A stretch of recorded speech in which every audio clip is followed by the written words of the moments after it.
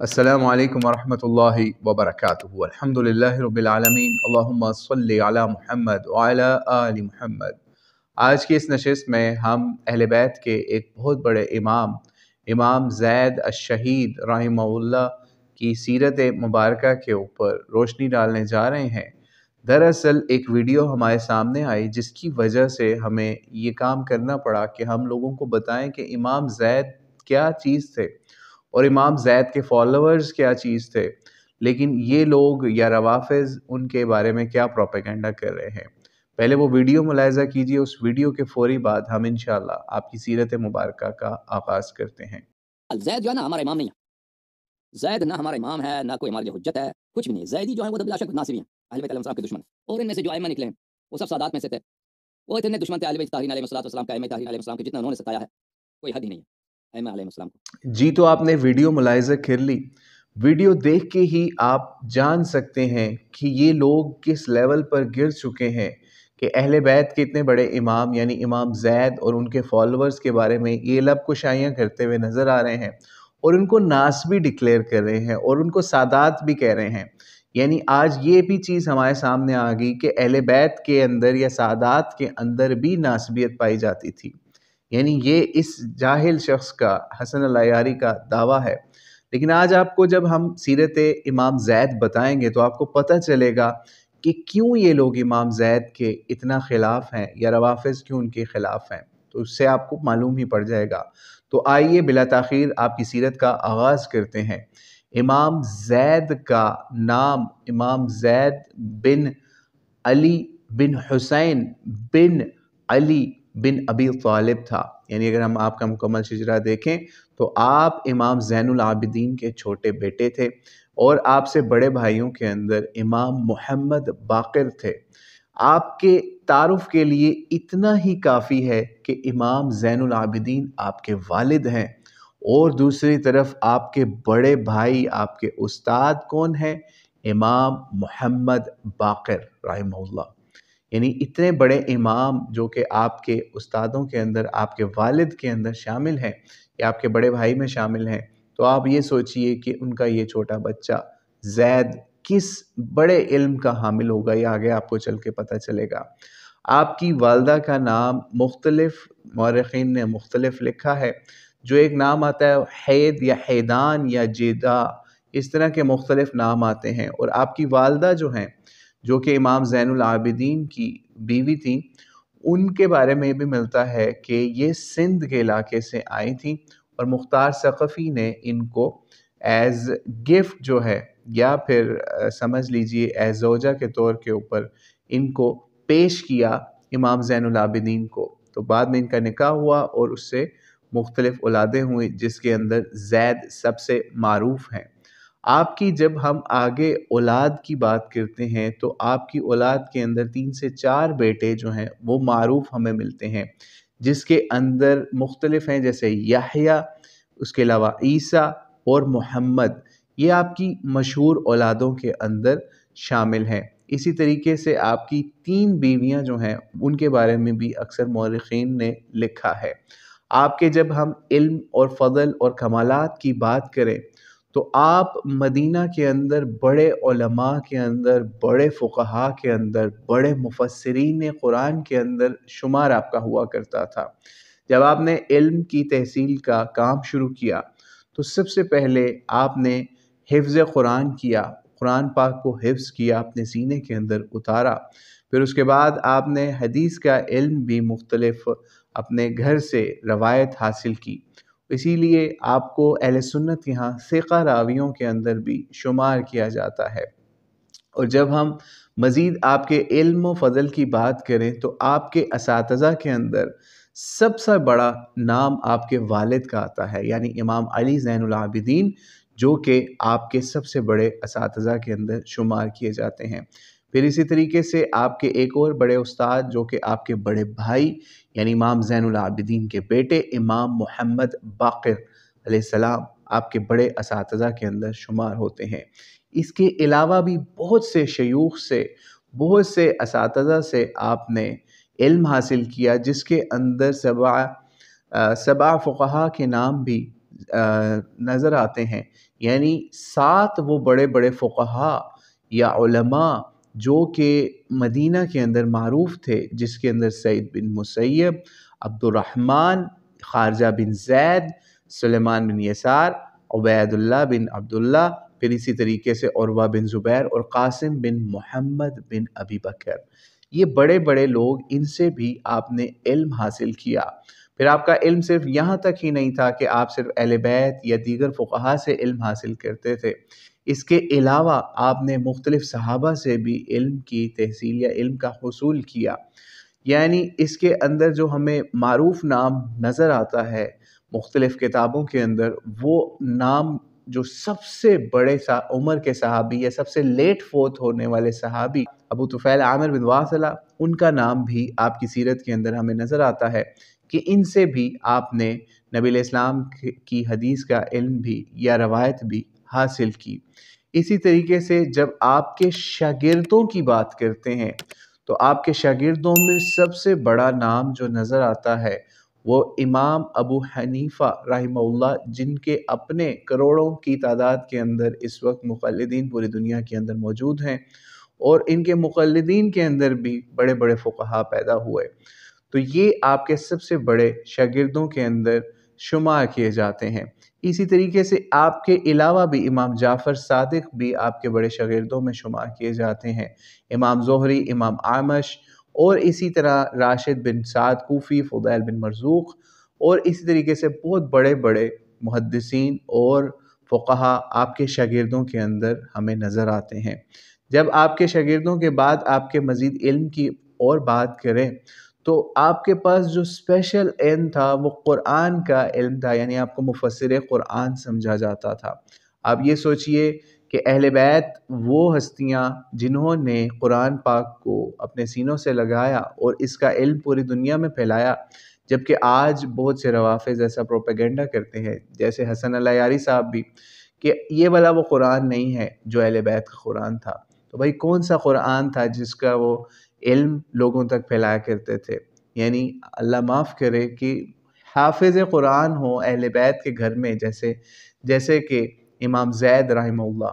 تو وہ کس قرآن کے حفظ تھے، کس قرآن کی تعلیم لوگوں کو دیا کرتے تھے؟ تو بہرحال آپ کے پاس ناسخ و منسوخ کا بہت علم تھا، اس کے علاوہ متشابہات کا، محکمات کا، جتنے بھی علوم قرآن پاک سے متعلق تھے وہ آپ نے اپنے سینے کے اندر اتارے ہوئے تھے۔ یہی وجہ ہے کہ آپ اکثر اپنے طلباء کو یا اپنے شاگردوں کو کہا کرتے تھے، مجھ سے پوچھو اس سے پہلے کہ میں تم سے رخصت ہو جاؤں، اس سے پہلے کہ تمہارے میں سے یہ علم یعنی مجھے اٹھا لیا جائے۔ اسی طریقے سے آپ کے بارے میں کچھ کتابوں کے اندر یہ بات بھی ملتی ہے کہ اہل بیت کے اندر آپ کے پاس ایک خاص علم بھی، یعنی جسے علم لدنی بھی اکثر لوگ کہتے ہیں، یعنی اللہ تعالیٰ کی اسپیشل عطا بھی آپ کے پاس علم کے حوالے سے تھی، یعنی تائید و نصرت اللہ تعالیٰ کی اسپیشل آپ کے علم کے حوالے سے بھی ہمیں نظر آ جاتی ہے۔ پھر اسی طریقے سے جب آپ کے مختلف واقعات آپ کی زندگی کے دیکھیں تو آپ کو اکثر لوگوں نے صاحب کرامت بھی لکھا ہے، جو کہ آپ کو آخر میں آپ کی جب شہادت ہوتی ہے اس کے اوپر بھی کچھ کرامتیں ایسی ظاہر ہوئیں جن کا ہم آگے ذکر کریں گے انشاءاللہ۔ تو اس کے بعد کیا ہوتا ہے، آپ مدینہ کے اندر ہی علم حاصل کرتے ہیں، دوسرے علاقوں کے اندر بھی سفر کرتے ہیں، لیکن زیادہ وقت آپ کا مدینہ کے اندر ہی گزرتا ہے۔ جب آپ کا علم و فضل اتنی معرفت اور آپ کا ساری سمجھ لیں مشہوری دنیا کے مختلف حصوں میں پھیل رہی ہوتی ہے، اور اس وقت جو وہاں پر بادشاہ ہوتا ہے، یعنی مسلمانوں کا جو بادشاہ ہوتا ہے یا حکمرانی جس کے ہاتھ میں ہوتی ہے، وہ ہشام بن ملک تھا یا ہشام بن عبد الملک بادشاہ تھا۔ تو اس کا ایک گورنر سمجھ لیں یا نائب سمجھ لیں، جب اس کو معزول کیا جاتا ہے، اس کے مختلف نام ملتے ہیں، جیسے ایک خالد بن عبداللہ الکسری نام بتایا جاتا ہے۔ جب اس کو معزول کیا جاتا ہے یا اس کے اوپر کوئی مسئلہ آتا ہے تو وہ کیا کرتا ہے کہ آپ کے بارے میں ایک الزام لگا دیتا ہے کہ آپ کو کچھ اس نے امانتیں رکھوائی تھیں جو کہ آپ نے ضائع کر دیں یا وہ واپس نہیں کر رہے۔ وہ اس کی خبر جو ہے یا پھر یہ جھوٹ جو ہے وہ پہنچا دیتا ہے ہشام کے پاس، ہشام بن عبد الملک جو بادشاہ تھا اس کے پاس۔ وہ آگے سے اپنے نائب کو لکھتا ہے کہ ان کو بلاؤ ذرا۔ تو ہشام بن ملک کے پاس آپ دمشق کے اندر حاضر ہوتے ہیں، آپ کو بلایا جاتا ہے کہ اپنی صفائی میں جو ہے آپ بیان کریں۔ بہرحال ہشام جب آپ کی بات سنتا ہے یعنی امام زید کی، تو وہ آپ کو سچا پاتا ہے۔ اور یہاں پر ہم ضمناً یہ بات بھی کہہ دیں کہ بتا دیں کہ ویسے تو سارے اہل بیت ہی سچے تھے، جو نبی علیہ السلام کے نسل کے جتنے بھی بڑے بڑے معروف چشم و چراغ گزرے ہیں، آئمہ اہل بیت گزرے ہیں، سب ہی سچے تھے، کیونکہ نبی علیہ السلام خود صادق تھے، تو ان کے گھر والے کیوں نہ صادق ہوں۔ تو بہرحال آپ بھی اپنے بچپن سے ہی یہ آپ کے بارے میں بات مشہور تھی کہ آپ نے جب سے ہوش سنبھالی تھی آپ نے کبھی جھوٹ نہیں بولا تھا۔ یہ آپ کی سیرت کا ایک بہت بڑا پہلو بھی ہمارے سامنے آیا آپ کی سیرت کے مطالعے کے اندر۔ تو بہرحال ہشام بن عبد الملک نے جب آپ سے سارا معاملہ پوچھ لیا، تفتیش کر لی، تو پتہ چلا آپ سچے ہیں اور ان کا جو کرندہ تھا وہ جھوٹا نکلا۔ بہرحال اس کے اوپر مزید تفتیش کے لیے آپ کو کوفہ بھی بھیجا گیا۔ کوفہ کا جو اس وقت تھا گورنر یا پھر جو بھی نائب تھا، یوسف بن عمر بتایا جاتا ہے اس کا نام۔ تو بہرحال یوسف بن عمر یا عمر اس طرح کے مختلف نام اس کے ملتے ہیں، اس نے بھی آپ کی تفتیش کی، لیکن بہرحال اس کے بعد آپ جب کوفہ میں ہی کچھ دیر قیام آپ نے کرنا شروع کر دیا، تو ہوا یہ کہ جب یہ تفتیش مکمل ہوگی، آپ سچے ہی ثابت ہوئے ہر محاذ کے اوپر، اور حکومتی کرندے جھوٹے ثابت ہوئے جنہوں نے جان بوجھ کے آپ کو پھنسانے کے لیے کام کیا۔ تو ہوا یہ کوفے کے اندر لوگوں نے جب آپ کا علم، فضل، عرفان، آپ کا زہد اور تقوی دیکھا، تو کوفے کے لوگوں نے آپ کو دعوت دی کہ ہم آپ کی بیعت کرتے ہیں، ہمارے ہزاروں لاکھوں لوگ ہیں جو آپ کی بیعت کرتے ہیں، اور اس ظالم حکمران یعنی ہشام بن عبد الملک کے خلاف آپ خروج کے لیے ہمیں لیڈ کریں۔ یعنی یہ وہی کوفے والے لوگ ہیں یعنی جنہوں نے امام حسین کی بھی بیعت کے لیے ان کو خطوط لکھے تھے۔ بہرحال کوفے والوں نے آپ کو یہ اس چیز پہ اصرار کیا۔ جب آپ کوفہ چھوڑ کے مدینہ جانے لگے تو قادسیہ کے قریب یا ایک اور جگہ کا نام بتایا جاتا ہے اکثر مورخین کے نزدیک، کہ وہاں پر کوفے کے ہزاروں لوگ یا سینکڑوں لوگوں نے آپ کو روکا اور کہا کہ آپ ہمیں تنہا چھوڑ کے نہ جائیے اور ہماری قیادت کو سنبھالیے، ہم آپ کے ہاتھ پر بیعت کرتے ہیں اور ہم اس ظالم حکمران سے نجات حاصل کرنے کے لیے آپ کے منصور یا آپ کے مددگار بنتے ہیں۔ اس کے بعد امام زید جو کہ خود بھی کوفہ کے اندر رہتے ہوئے بھی مختلف بدعات کا، مختلف خرابیوں کا اور قرآن و سنت کے احیاء کے حوالے سے کام کرتے رہے تھے، انہوں نے اس چیز کو غنیمت جانا یا موقع کو واقعی غنیمت جانا، کیونکہ آپ خود بھی امر بالمعروف و نہی عن المنکر کے بہت بڑے داعی تھے۔ تو جب ان کو یہ نظر آیا کہ ان کی حمایت کے اندر ہزاروں لاکھوں لوگ کوفے کے موجود ہیں، تو آپ نے اپنی دعوت کو مزید وہیں پہ رک کے بڑھایا۔ حالانکہ آرڈر یہ حکمران کی طرف سے آ چکا تھا کہ آپ کوفہ سے کوچ کر کے مدینہ اپنے مسکن پر، اپنی رہائش پر، اپنے گھر پر واپس چلے جائیں، لیکن قدرت کو کچھ اور ہی منظور تھا۔ تو خیر آپ نے اپنی دعوت کا مزید جو ہے دائرہ کوفے کے اندر وسیع کیا، اور خروج کرنے کے لیے پہلے بہت بڑے بڑے فقہا اور ائمہ دین نے آپ کے اس خروج کی تائید بھی کی۔ آپ کے خروج کی جن لوگوں نے تائید کی اس میں جو سب سے بڑا نام آتا ہے وہ امام جعفر الصادق کا آتا ہے، پھر اسی طریقے سے آپ کی تائید کے اندر امام ابو حنیفہ کا نام آتا ہے، اسی طریقے سے امام اعمش کا نام آتا ہے۔ یہ اس کے علاوہ بھی بہت بڑے بڑے فقہا نے آپ کی اس جدوجہد کی تائید کی، نصرت کی۔ امام ابو حنیفہ کے بارے میں ملتا ہے انہوں نے 30,000 درہم ایک دفعہ یا پھر دینار ایک دفعہ دیے، یا پھر اپنا ہزاروں لاکھوں کے حساب سے سامان جو ہے وہ آپ کے اس جہاد کی تیاری کے لیے بھی دیا، فتوے بھی دیے، لوگوں کو بھی قائل کیا۔ لیکن یہاں پر اکثر لوگ یہ سمجھ لیجیے اعتراض اٹھاتے ہیں کہ امام ابو حنیفہ کیوں خود شامل نہیں ہوئے، کیا حکمران کا پریشر تھا یا کیا تھا؟ تو بھائی اس کے اوپر مختلف اعتراضات مختلف فقہا نے یا مورخین نے نقل کیے ہیں۔ پہلا اعتراض امام ابو حنیفہ کے حوالے سے یہ کہ کیوں نہیں انہوں نے کیا، تو ایک اعتراض کا جواب یہ بھی دیا جاتا ہے کہ وہ اس وقت بیمار تھے، لیکن اپنے مال اور اپنی زبان سے انہوں نے امام زید کا ساتھ دیا کہ اس خروج کے اندر مسلمان آپ کا ساتھ دیں۔ دوسرا عذر جو ہے وہ ایک اور وہ یہ بھی لکھا ہے کہ کیونکہ اتنی بڑی تعداد نہیں تھی اور कामयाबी का इतना पक्का यकीन नहीं था, इस वजह से इमाम साहब ने या इमाम अबू हनीफा ने इनका साथ नहीं दिया। ये भी एक उज़र लोगों की तरफ से पेश किया जाता है। फिर इसी तरीके से एक बहुत बड़ा और उज़र भी कि आपके पास बहुत लोगों की अमानतें होती थी, तो आपने किसी अपने लोगों को कहा कि ये अमानतें संभाल लो, लेकिन किसी ने उसके लिए हामी नहीं भरी और आप इसलिए इस खुरूज के अंदर बनफ़्स नफीस या अपनी जान के साथ हाजिर नहीं हो सके या तलवार के साथ हाजिर नहीं हो सके। और एक उज़र जो हम पहले भी शायद बयान कर चुके कि आप बीमार थे, इस वजह से अपने माल से ही और अपने अफकार से ही इस खुरूज की तायीद की। बहरहाल 122 हिजरी के अंदर आपका ये जिहाद का आप ऐलान करते हैं। दूसरी तरफ जो बादशाह था हशाम बिन अब्दुल मलिक, उस तक भी ये खबरें पहुंच गई होती हैं कि कूफा के अंदर एक बहुत बड़ी फ़ौज की तैयारी हो रही है। वो अपने गवर्नर या अपने नायब कूफा यूसुफ बिन अमर जो नायब इराक़ भी था, उसको लिख कर भेजता है कि तुम्हारे देखो इलाके में क्या हो रहा है, इनको पकड़ो और इनको मेरे पास भेजो। खैर, इनको पकड़ने के लिए वो तरकीब ये सोचता है बंदा कि वो कुफे की जामिया मस्जिद के अंदर तमाम लोगों को, ग़ालिबन पीर का दिन होता है, जो भी दिन होता है, उसमें सब लोगों को इकट्ठा करता है। उसके बाद मस्जिद के या जामिया के रस्ते इलाके के फुल सील कर देते हैं, यानी हज़ारों लोग उस मस्जिद के अंदर आ जाते हैं। अब इसी के अंदर वो लोग भी जिन्होंने आपसे बैत की थी, बैत अल जिहाद की थी, बैत अल खुरूज की थी,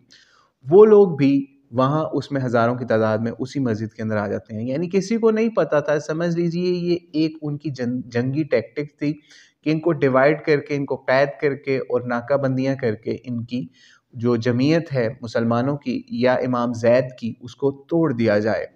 होता ये है कि फिर वहाँ पे वो ज़बरदस्त तकरीर करता है, नायब जो है हशाम का, वो वहाँ तकरीर करता है, लोगों को डराता धमकाता है। दूसरी तरफ इमाम ज़ैद उन लोगों में शामिल नहीं थे जो यहाँ जमा हुए होते हैं उस मस्जिद के अंदर, ये जामिया के अंदर, बहुत बड़ी जामिया थी। तो होता ये है कि इमाम ज़ैद उनकी मदद के लिए भी आते हैं कि किस तरीके से इधर से लोगों को निकाला जाए। लेकिन मुख्तलिफ़ वाक़यात मिलते हैं कि वहाँ से पथराव किया जाता है या जो भी उनके ऊपर अटैक किया जाता है, वो वहाँ से खैर निकल जाते हैं। उसके बाद भी मुख्तलिफ़ छापामार कार्रवाइयाँ होती हैं, कहीं पे इमाम ज़ैद के फॉलोअर्स और इमाम ज़ैद जो हैं वो गालिब आ जाते हैं, कहीं हुकूमत के लोग गालिब आ जाते हैं। लेकिन बहरहाल बहुत ज़्यादा समझ लीजिए ज़ुल्म की ये दास्तान है कि आप आखिरकार एक महाज के ऊपर ये भी मामला पेश आता है कि जब वहाँ जामिया से लोग खैर निकल भी जाते हैं बाद में, तो उसके बाद क्या होता है, बाहर एक मकाम के ऊपर जहाँ पे इमाम ज़ैद का पड़ाव होता है कूफा के पास या कूफा में, वहाँ पर हज़ारों की तादाद में वो लोग जिन्होंने आपकी बैत की होती है वो आपके पास आते हैं और वही शिया सुन्नी फसाद यहाँ पर फ़िरका वारियत का खड़ा करते हैं। वो लोग आकर आपको कहते हैं कि शेखैन के बारे में आपका क्या मौक़िफ़ है, यानी हज़रत उमर और हज़रत अबू बकर के बारे में आप क्या कहते हैं। इमाम ज़ैद उस वक्त यानी इतनी बड़ी प्रॉब्लम के अंदर भी बड़ी हिकमत के साथ काम लेते हैं और सच बोलते हैं। वहाँ पे कहते हैं कि अहले बैत के घराने से हमने कभी अबू बकर और उमर के बारे में कोई गलत बात नहीं सुनी। वो आपको मजबूर करते हैं कि उनके बारे में बुरा कहें, यानी इमाम ज़ैद के जो फॉलोअर्स होते हैं। लेकिन इमाम ज़ैद उस वक्त भी उनको नहीं परवाह कि कोई तुझे छोड़ता है या छोड़े या ना छोड़े, आप उस वक्त भी अबू बकर उमर को बुरा भला नहीं कहते। उस बेस के ऊपर वहाँ पर एक बहुत बड़ा ग्रोह या समझ लीजिए हज़ारों का ग्रोह आपको छोड़ देता है और उस वक्त इमाम ज़ैद, इनको रफ़क़्तुमूनी के अल्फाज कहते हैं, या तुम लोग राफ़ज़ी बन गए हो या मुझे छोड़ देने वाले बन गए हो। उस दिन से जिन लोगों ने इमाम ज़ैद का साथ छोड़ा, अहले बैत के इस इमाम का साथ छोड़ा, जिसकी ताईद और नुसरत के अंदर अहले बैत भी हैं, उसके अलावा बड़े बड़े फ़ुक़हा, सुलहा, उम्मत के बड़े बड़े इमाम हैं, उनका पीछा छोड़ते हैं, उनको छोड़ देते हैं कि जाओ तुम खुद लड़ो, अब हम तुम्हारा साथ नहीं दे रहे, बैत तोड़ देते हैं। चंद 100 लोग, कुछ रवायतों के अंदर 200 के करीब आपके सिर्फ बाकी रहते हैं, जो बड़ी जानिसारी के साथ इमाम ज़ैद के साथ ज़ालिम हुक्मरान की फ़ौज का मुकाबला करते हैं। लेकिन आप सोचिए, एक तरफ हज़ारों लाखों का लश्कर हो, दूसरी तरफ मुट्ठी भर जमात सिर्फ 200 लोगों के करीब हो, तो उसका क्या बनेगा। यहाँ आपको एक और ज़िम्नन बात कहते चले कि इमाम अबू हनीफ़ा ने एक बहुत बड़ा फतवा भी उस वक्त दिया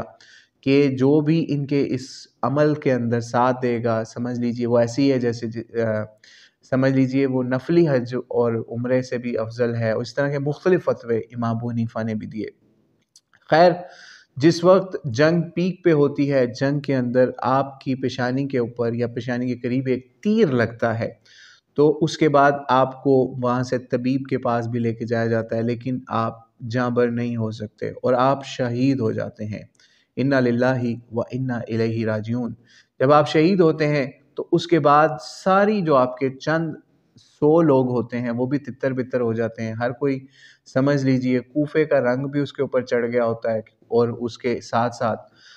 حکومت کا رعب یا ان کی فوج کا رعب بھی اتنا ہوتا ہے کہ ہر کسی کا ایمان امام زید کی طرح کا نہیں ہوتا کہ وہ اپنی شہادت تو قبول کر لے لیکن ظالم حکمرانوں کو قبول نہ کرے. خیر، اس کے بعد آپ کے جو فرزند ہوتے ہیں یا آپ کے جو ساتھی ہوتے ہیں ان کو ان حکمرانوں کی پتہ ہوتا ہے خصلت کا کہ یہ آپ کی لاش یا آپ کے جسم اطہر کے ساتھ کیا کریں گے. اس وقت مشورے ہوتے ہیں کہ کیا کریں آپ کا جسم. کوئی کہتا ہے کہ آپ کا سر کاٹ کے فلاں جگہ دفن کر دیتے ہیں، جسم فلاں جگہ، تاکہ کسی کو پتہ ہی نہ چلے کہ آپ کہاں گئے. کوئی کچھ کہتا ہے. خیر، ایک مشورہ دیا جاتا ہے کہ آپ کو ایک گڑھا کھود کے ایسی جگہ گڑھا کھودا جہاں پہ اوپر سے پانی گزرتا ہے اور کسی کو پتہ ہی نہیں نیچے زمین ہے یا کیا چیز ہے یا نیچے قبر ہے. خیر، آپ کو ایسی جگہ پہ تدفین کر کے اوپر پانی چھوڑ دیا جاتا ہے تاکہ آپ کی قبر کی نشاندہی کوئی نہ کر سکے. لیکن بہرحال ایک غلام سندی یا جو بھی تھا اس کو جب پکڑا گیا تو اس نے بک دیا یا اس نے زبان کھول دی کہ آپ کو فلاں جگہ کے اوپر تدفین آپ کی گئی. آپ کو اس قبر سے نکالا جاتا ہے اور آپ کا سر کاٹ کے ہشام بن عبد الملک کو بھیجا جاتا ہے اور آپ کے جسم کو سولی کے اوپر کوفہ کے اندر لٹکا دیا جاتا ہے. بتایا جاتا ہے کہ آپ کے جسم کے اوپر آپ کو برہنہ کر کے گھمایا بھی جاتا ہے اور آپ کو جب وہاں پر سولی پر لٹکا دیا جاتا ہے بغیر کپڑوں کے تو ایک مکڑی یا مکڑیاں اپنا جالا آپ کی شرمگاہ کے آس پاس بن بھی دیتی ہیں. اس طرح کی بھی کہانیاں اکثر قصہ گو لوگوں نے بھی لکھی ہیں. یہ بھی اس وقت ایک کرامت کا ضرور ہوتا ہے آپ کے اوپر کہ آپ کے شرمگاہ یا آپ کی ستر پوشی کے لیے اللہ تعالیٰ اس طرح کی معاملات پیش کر دیتا ہے. بہرحال ہشام جو ہے اس تک آپ کا سر بھی پہنچایا جاتا ہے. اس کے بعد آپ کا سر اس کے سمجھ لیجئے اس کو بھی نشان عبرت کے طور پہ لوگوں کو دکھانے کے لیے بڑا عرصہ لٹکائے رکھا جاتا ہے. پھر اس کے بعد جس وقت آپ کی ہشام کا اقتدار سمجھ لیے ختم ہونے کے قریب ہوتا ہے تو پھر یہ آرڈر دیا جاتا ہے. اتنے عرصہ آپ کی لاش جو ہے کوفہ میں لٹکانے کے بعد آرڈر کیا جاتا ہے کہ جاؤ اب اس کو جلا دو. اس کے بعد سولی سے اتار کے آپ کی لاش کو جلا کر اس کی راکھ کو اڑا دیا جاتا ہے ادھر ادھر. واللہ عالم آپ کا جسم کہاں گیا لیکن اس کے بارے میں کوئی خبر نہیں. پھر اس کے بعد اہل بیت میں سے بتایا جاتا ہے ایک امام نے بد دعا کی کہ اللہ تعالیٰ ہمیں دکھائے یا اللہ تعالیٰ جن لوگوں نے آپ کی لاش کے ساتھ جسم کے ساتھ یا آپ کو اس طرح شہید کیا اللہ تعالیٰ ان کو بھی اسی طریقے سے برے طریقے سے مارے. تو ہوتا یہ ہے کہ اس کے بعد جب ہشام بھی قتل ہوتا ہے یا مرتا ہے تو اس کی قبر عباسی لوگ جب آتے ہیں تو عباسی بھی اس کی قبر سے اس کی لاش نکالتے ہیں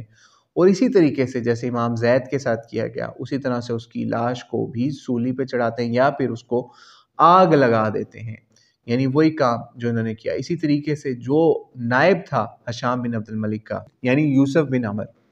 اس کی لاش کے ساتھ بھی یہ امر ہوتا ہے کہ جب وہ معزول ہوتا ہے اس کے بعد اس کے چیتھڑے اڑا دی جاتے ہیں، اس کے جسم کو کسی حصے کو کسی علاقے میں تقسیم کر دیا جاتا ہے، کہیں پہ کہیں اس کا جسم کا اعضاء کو پھینک دیا جاتا ہے. تو اہل بیت میں سے جب یہ دعا کی جاتی ہے اس کا مختلف احوال مختلف جگہوں پہ ملتا ہے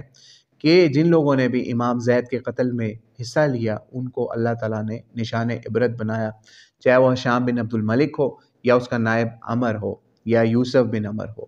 تو اللہ کریم کی کروڑوں رحمتیں ہوں اہل بیت کے اس بہت بڑے امام زید کے اوپر. بہرحال آپ کی شہادت کے بعد آپ کی فقہ بھی مرتب کی گئی جس کو آج امام زید کے فالوورز جو زیدیہ فرقے سے یا زیدیہ فقہ سے تعلق رکھتے ہیں وہ آج پوری دنیا کے اندر ان کی ہزاروں یا غالباً لاکھوں کے قریب تعداد تو لازمی ہوگی. تو وہ لوگ آپ کی اس فقہ کو بھی لے کے چلتے ہیں اور یہ اہل تشیع کا ہی سمجھ لیجئے ان کو حصہ سمجھا جاتا ہے کیونکہ اہل بیت کے چاہنے والے تھے. اسی وجہ سے ان کو اہل تشیع کا حصہ سمجھا جاتا ہے، لیکن یہ ان لوگوں میں شامل نہیں ہیں جو صحابہ کے اوپر تبرہ کرتے ہیں، گالیاں دیتے ہیں۔ اور آپ نے پہلے واقعے کے اندر سن بھی لیا کہ ابو بکر اور عمر کو گالی نہ دینے کے اوپر یا پھر ان کو برا بھلا نہ کہنے کے اوپر اس کی پاداش کے اندر ہزاروں لوگ آپ کو چھوڑ بھی گئے، لیکن آپ نے یہ قبول نہ کیا، امام زید نے یہ قبول نہ کیا کہ وہ کام کریں جو ان کے اہل بیت نہیں کرتے تھے، یعنی ابو بکر عمر ان صحابہ کو برا بھلا کہنے والا کام۔ تو اللہ کریم سے دعا ہے مسلمانوں کو اتحاد دے، متحد کرے، اور اللہ کے نظام کی جو بھی امام زید کی طرح بات کرتے تھے یا کرتے ہیں ان کی نصرت کرنے والا بنائے۔ واللہ عالم بالصواب۔ السلام علیکم ورحمۃ اللہ وبرکاتہ۔